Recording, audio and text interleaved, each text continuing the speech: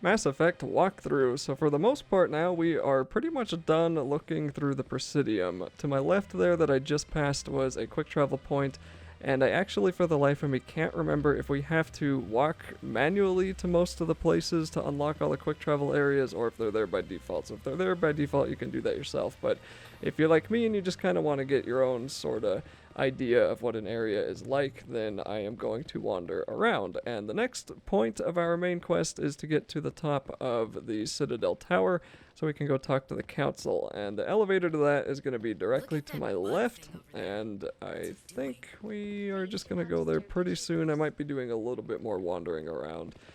Looks like I don't know what I'm doing. I'm going to be heading over here now. So once we decide to stop wandering around, we're going to go up that tower, and once you do pretty much just sort of get kind of used to where everything is, then you can just rely on the quick travel points to get everywhere, basically. But it can be a little bit confusing even with those quick travel points, because it's going to put you in a place that might be just weird looking and it doesn't really look like the described area. But either way, here we go. Gonna finally hit the elevator where I can complain about these elevator load times, pretty famously in Mass Effect 1.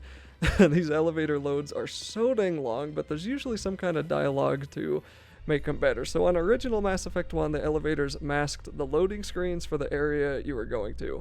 And lots of games did this back in that time. I think Metroid also somewhat famously uses the door opening and closing between areas to load the next area, and Dead Space back in these days also used elevators to hide the load times.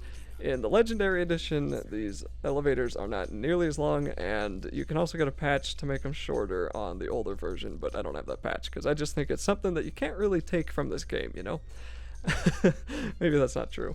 Once we get to the top, we're gonna have a whole bunch of story dialogue, and I'll maybe talk a little bit more later in the video.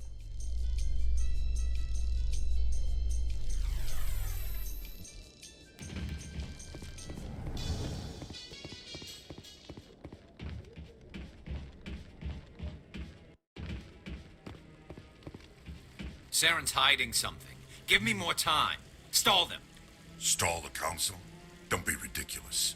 Your investigation is over, Garrus.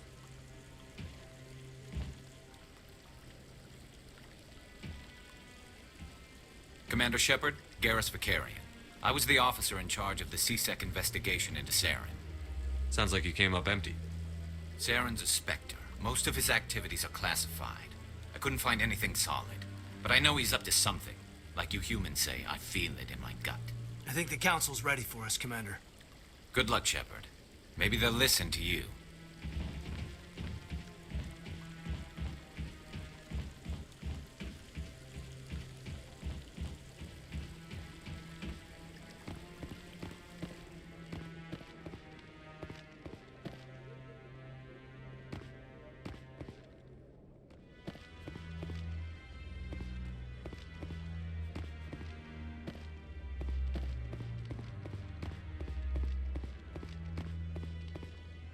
The hearing's already started. Come on.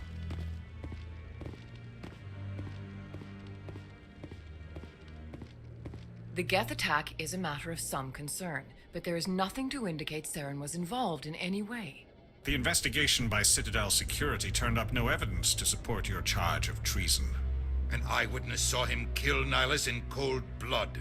We've read the Eden Prime reports, Ambassador. The testimony of one traumatized dock worker is hardly compelling proof. I resent these accusations. Nihilus was a fellow Spectre and a friend. That just let you catch him off guard. Captain Anderson, you always seem to be involved when humanity makes false charges against me. And this must be your protege, Commander Shepard, the one who let the beacon get destroyed. You're the one who destroyed the beacon.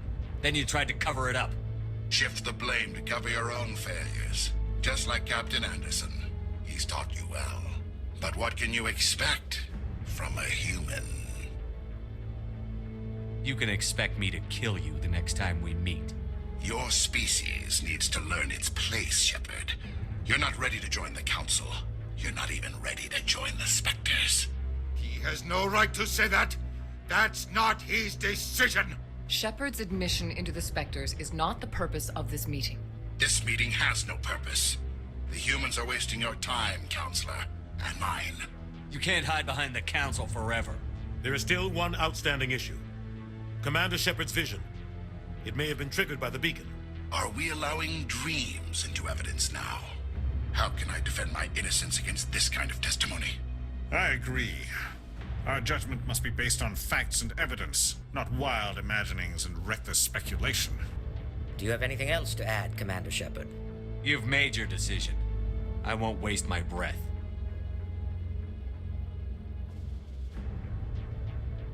The Council has found no evidence of any connection between Saren and the Geth.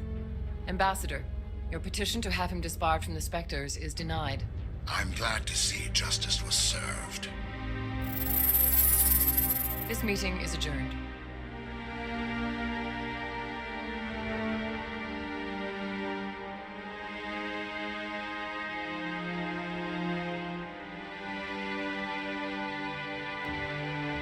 It was a mistake bringing you into that hearing, Captain.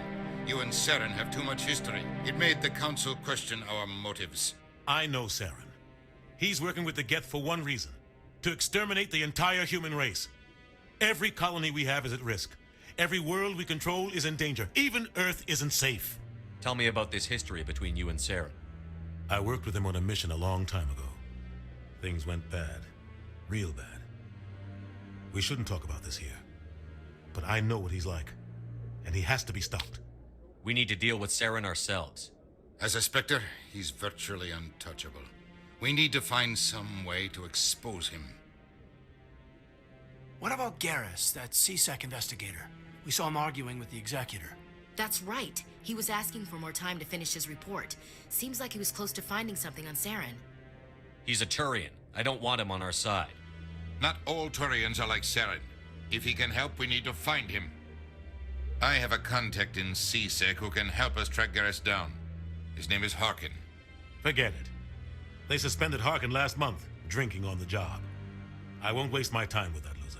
You won't have to. I don't want the Council using your past history with Saren as an excuse to ignore anything we turn up.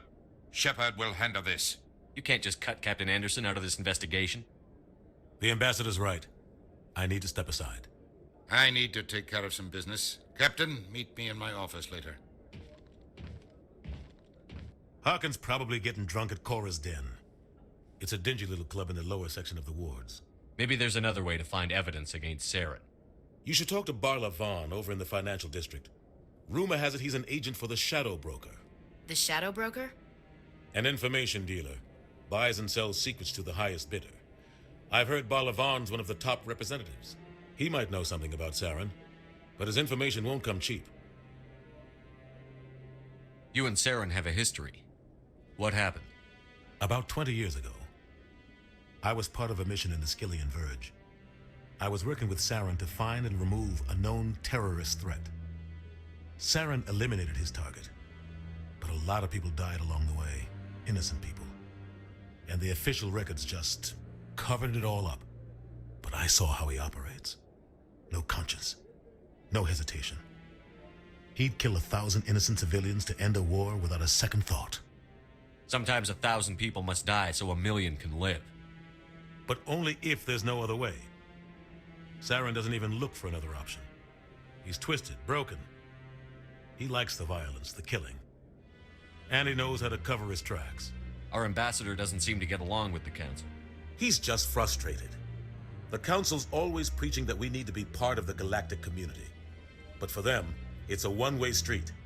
They want us to expand and settle unstable regions like the Skillian Verge and the Attican Traverse. But when we run into trouble, they don't want to help us out. Everyone knows it's only a matter of time until we get a seat on the Council. The ambassador just thinks it should happen sooner rather than later. And I agree. You and Saren have a history. What happened? About 20... But I saw how he operates. No conscience. Our ambassador... Everyone knows it's only a matter of time until we get a seat. Who cares if we get a seat on the Council? What's the big deal? If the Council passes a ruling on an interstellar matter, we have to follow it. We don't have the fleets or political allies to defy them. Once we get a seat on the Council, We'll be able to influence those rulings, protect our own interests. No more jumping through hoops whenever we want something. Take this mess we're in now. If humanity had a seat on the Council, we'd just send the Citadel fleet out to take care of Saren and his Geth. Problem solved. Maybe they'd let us join the Council if we were more willing to cooperate with the other species. Of course they would. If we did everything they told us to, they'd love to have us on the Council. But it wouldn't be much of a deal for us. I understand their side. They don't want us dominating the Council. It's founded on cooperation and alliances. But we have to look out for our own interests too. You don't think much of Harkin. The guy joined CSEC about 20 years ago. He's been an embarrassment to our species ever since. Roughing up suspects in custody, bribery accusations, alcohol and drug use. The embassy used to step in when he got in trouble. But I guess enough was enough. The guy's a scumbag. He should have been cut loose a long time ago. He was one of the first human CSEC officers. Guess it would have looked bad if he got fired. A lot of backroom deals were worked out over the years to keep him on the force. Politics is a dirty business sometimes, but it looks like his time's run out. We've got enough humans in CSEC now to stop protecting him. I thought this embassy was supposed to help humans. Harkin may be human, but he's also an ass. He's had more than his share of chances. If the embassy wasn't protecting him, he would have been fired 15 years ago. CSEC is better off without him. I want to know more about the Spectres. They're not your typical government agency. They tend to work alone, behind the scenes. They take care of problems the Council can't. It's not easy preserving peace across an entire galaxy. The Council prefers to use diplomacy and negotiation. But sometimes more extreme measures are needed. What happens when a Spectre goes rogue, like Saren? It doesn't happen often. The Council is careful when they select their candidates. But when something does go wrong, there's usually only one solution. Send another Spectre to bring the rogue agent down. They sound like shadow operatives. Everything about them is classified. We don't even know how many there are. The latest Alliance estimate puts their numbers under 100. But the Council couldn't do its job without them. They're the Citadel's top agents, the last line of defense, the final option before open war. The entire galaxy respects and fears them. If a Spectre shows up, you know something big is about to happen. How do they decide who becomes a Spectre? You can't just apply to join. There's no training program. Spectres aren't made. They're born. The Council's always looking for exceptional individuals. People who can get the job done, like you. They've been watching you for years. They see something in you. They want you on their side. Nihilus was supposed to give them a final recommendation, but with him gone, things are still up in the air. What's their command structure like? There is no command structure. Each Spectre answers directly to the Council. Sometimes they're sent on specific missions. Other times, they act on their own. They tend to operate outside the law, do whatever it takes to accomplish their goals. The Council just turns a blind eye. Spectres have a lot of power, Shepard. Tell me about Barla Vaughn.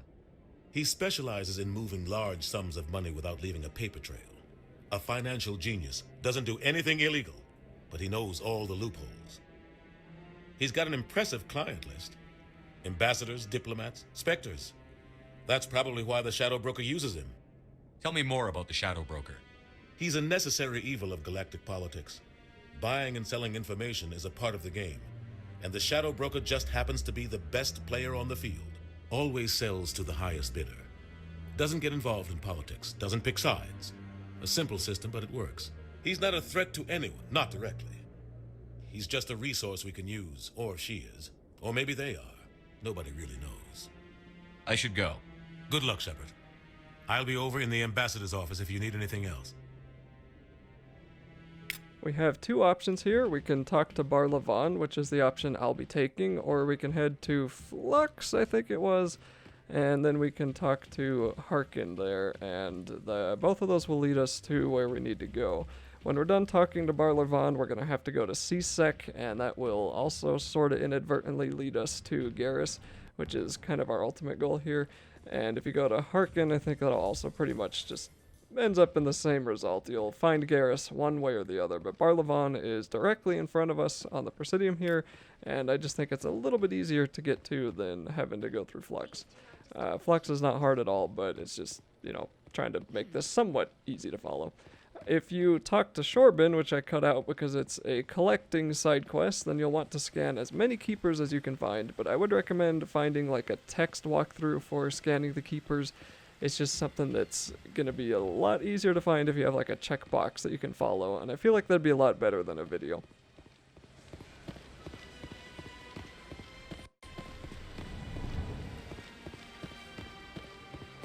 Is there anything I can do for you today, Commander? I've heard you work for the Shadow Broker. Do you have any information about Saren? You're very blunt, Shepard. But you're right. I am an agent for the Shadow Broker. And I do know something about Saren. I need that information. Now. Threats don't work on me, Commander. This information is worth a small fortune. But this is an unusual situation, so I am going to let you have it for free.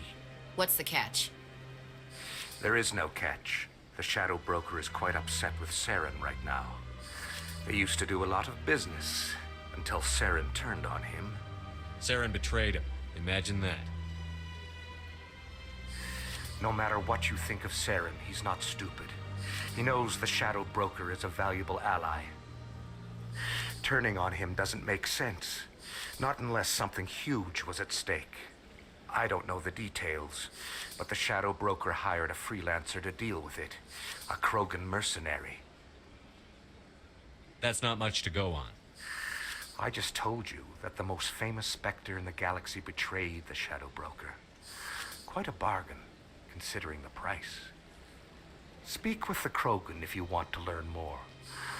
I heard he was paying a visit to Citadel security. If you hurry, you might catch him before he leaves the Academy. Isn't it strange that a Krogan would want to speak with C-Sec? Very. However, I doubt the visit was entirely his choice. You'll need to speak with him if you want to know more.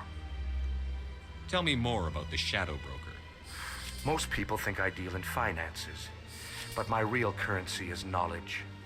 I trade information, and it has made me very wealthy. But the Shadow Broker is the true master. Every day he buys and sells secrets that could topple governments, always giving them to the highest bidder. Yet somehow he never seems to upset the natural balance of power.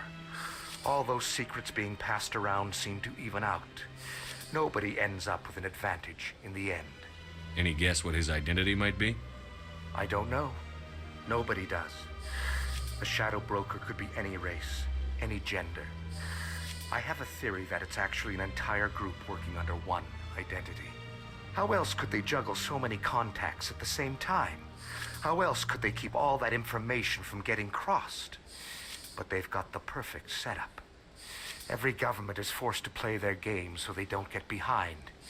But no matter how long you play, no matter how many secrets you buy, you can never win. I thought you'd know more about the man you work for. From time to time, I come across information I sell to the Shadow Broker. That's my only involvement. I like it that way. The more you know, the more dangerous the game becomes. I don't like danger, Commander. I'll leave that to you. I should go. Goodbye, Commander. I also should mention that the higher level you are, the more valuable scanning those keepers will become. So if we kind of come near the beginning of the Presidium here, sort of where this all started next to the embassies where we talked to Captain Anderson, we can get to C-Sec pretty easily by taking this elevator.